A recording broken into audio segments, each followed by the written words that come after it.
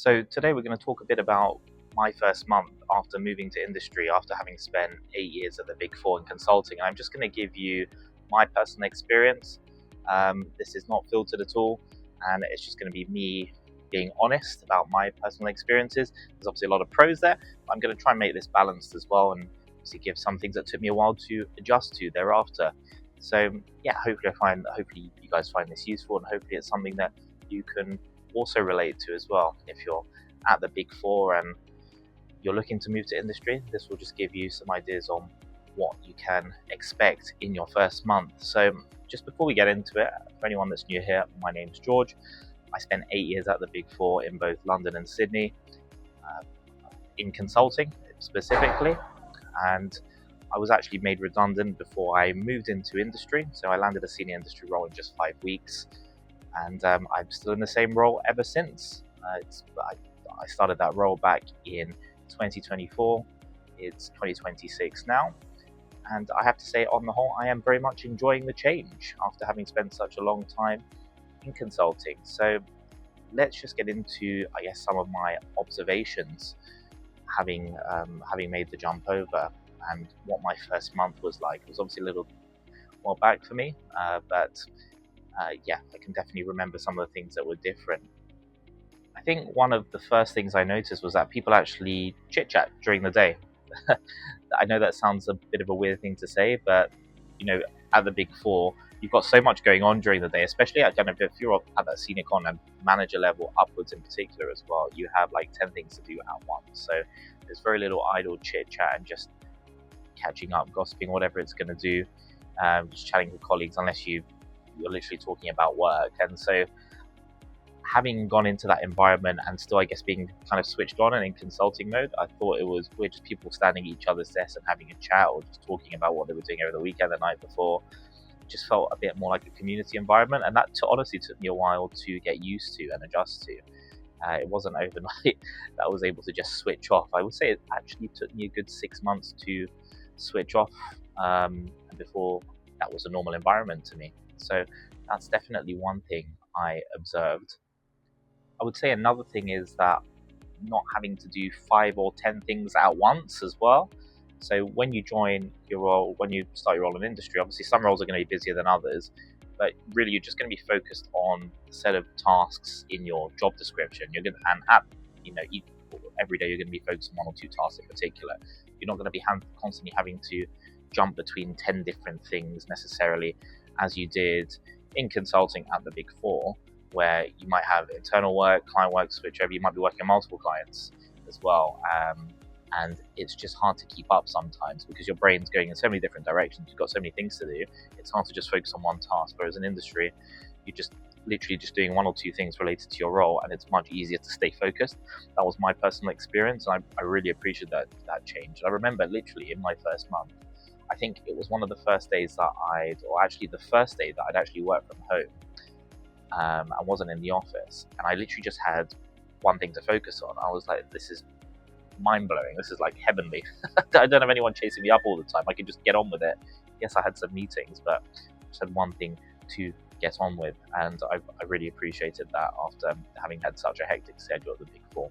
Not to say that I hadn't learned along at Big Four, because I did, but I really appreciated that change after having been burnt out and been on a number of intense engagements.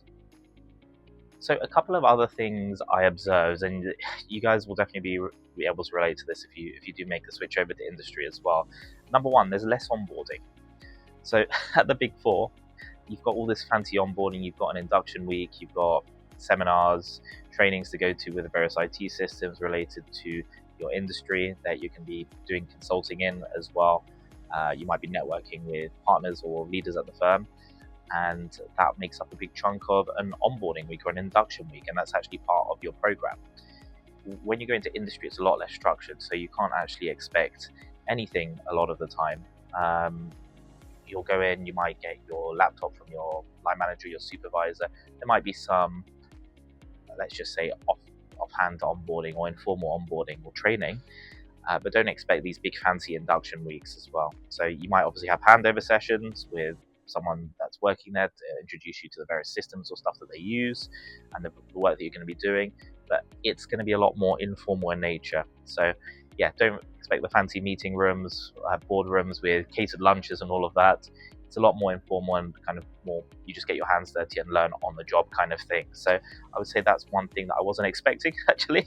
I'd assumed that everyone had these nice fancy onboarding weeks, but that wasn't the case. So yeah, just something to call out there. Another thing I observed, and that came to light very quickly in industry, is that it's a bit less social than working at the Big Four. People tend to like doing their work during the day and maybe having a chit chat during the day, but quite often there's not as much going on after work. So the Thursday drinks aren't as common, for example, or the team events aren't as common. People like doing their work and then going home to their family, their kids, etc. It's kind of, you go in, get what you need to done, and go home. That's not to say there isn't social stuff going on. It will very much depend on the organization that you're joining and your team as well. But don't expect the amount of social activity that there was going on at the Big Four. But I think part of that, in hindsight, was probably due to maybe trauma bonding. You're spending so much time together on your engagements that you kind of go out together and celebrate as well, whether it's for dinner, drinks, or activities. But yeah, in industry, not as common. It's kind of, you do your job and get home and just chill out afterwards. So yeah, it really, that's one thing that was a bit of a shift to me. For me, that personally works well. I like keeping my work and my personal life separate, so I like getting whatever I need to, working hard during the day, and then after work, going to my gym class or doing some boxing, or maybe meeting a friend for dinner, or doing whatever else I want to do just to unwind. So yeah, that was definitely a bit of a shift as well. One thing that I definitely noticed very quickly in my first month, and was a very welcome shift, is logging off at 5 p.m. on the dot.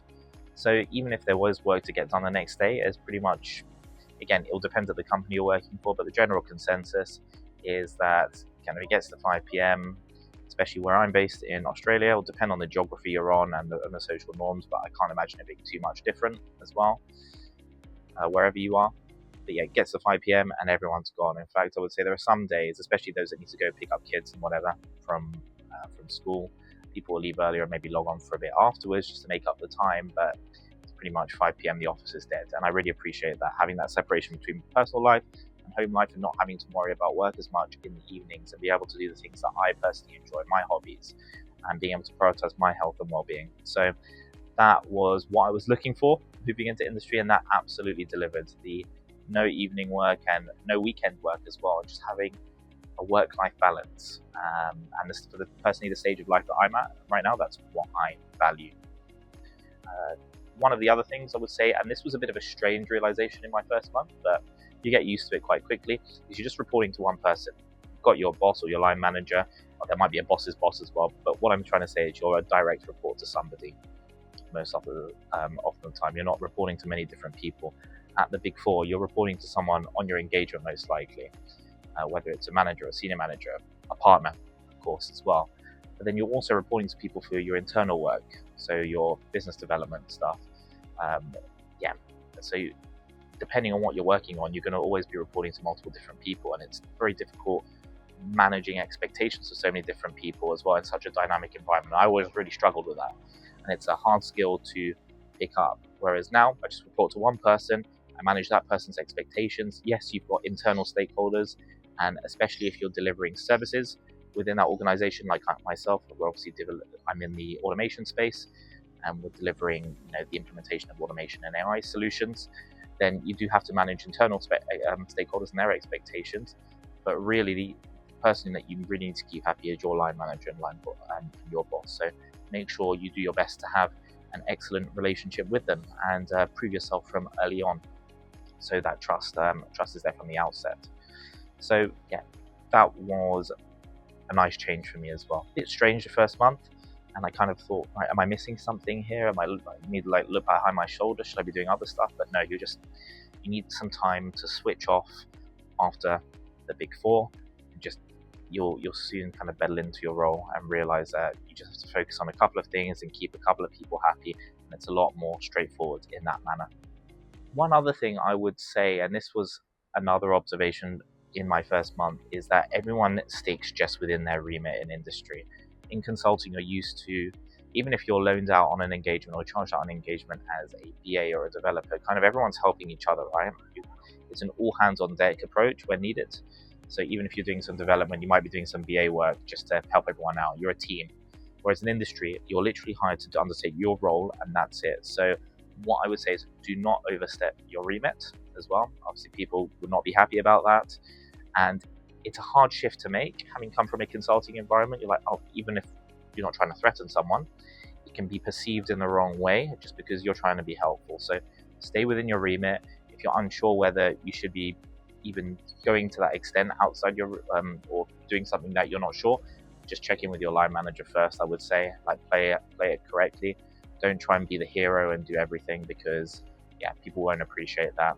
It's you stay within your role, stay within your remit. You might be given more responsibility over time, but that needs to be spoken about. So that was a big shift for me personally. But again, you get used to it very quickly, and it's quite nice. Again, you're just doing what you were hired to do. So enjoy that change.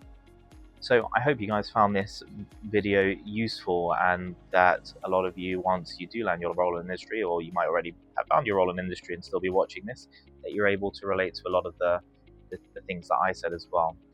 As I said, I've tried to make this fairly balanced as well. For me personally, there's been I recognized a lot of advantages in my first month, and obviously I still recognize them now as well. It is a change from consulting. It will take you time to adjust, but the benefits are absolutely worth it. So I hope this encourages you to take that leap over to industry, reclaim your health, your autonomy, work-life balance, and being able to prioritize other things in life as well. So if you want a free roadmap on how you can do the same as myself, maybe you're burned out, you're a bit too exhausted to job hunt, which is understandable. You might be on a really intense engagement or a number of proposals, and you just don't really have too much time to think about this, but you know industry is where you want to be next, and next in your career, and you want to make that jump, then you can download a free roadmap that I've put together on the steps you can take to expedite your movement over to industry to reclaim your health and autonomy.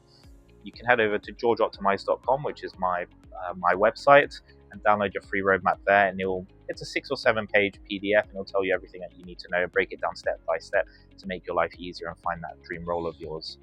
And if you're looking for a personalized roadmap and a bit more advice on what you can do to land that dream role in industry in the next 60 days, and you want a bit of hand-holding, a bit of accountability, and someone that's been through it before, you can book a free strategy call. The link's in my bio on YouTube. We'll assess your situation and create a tailored roadmap that will outline step by step how you can get to your dream life in the next 60 days. Thank you for watching, and I'll see you in the next one.